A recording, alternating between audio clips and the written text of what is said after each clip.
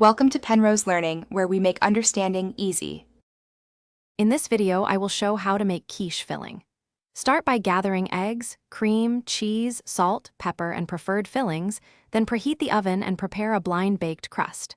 Whisk eggs and cream until smooth, fold in cheese and fillings, season to taste, and strain for extra silkiness.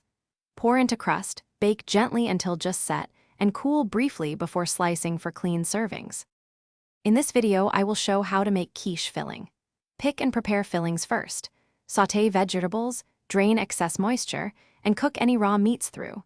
Grate or cube cheeses for even melting and chop herbs finely to avoid clumps. Balance salty and fresh ingredients so the custard complements, not overwhelms. Combine fillings with the custard gently to distribute evenly before pouring into the ready crust. In this video, I will show how to make quiche filling. Quick recommendation.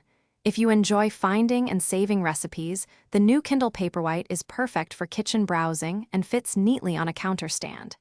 It reads easily in bright light, holds entire cookbooks, and keeps recipes handy without worrying about spills.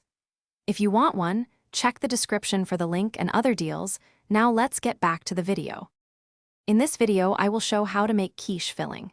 Measure eggs and cream precisely, then whisk until homogeneous but not frothy to prevent air pockets. Strain the mixture to ensure a smooth texture and season gradually so you can adjust. Fold in fillings gently to avoid deflating the custard and pour slowly into the crust. Bake with care, using a gentle oven temperature for even set and creamy results. Thanks for watching. If this was helpful, leave a like and consider subscribing. See you next time.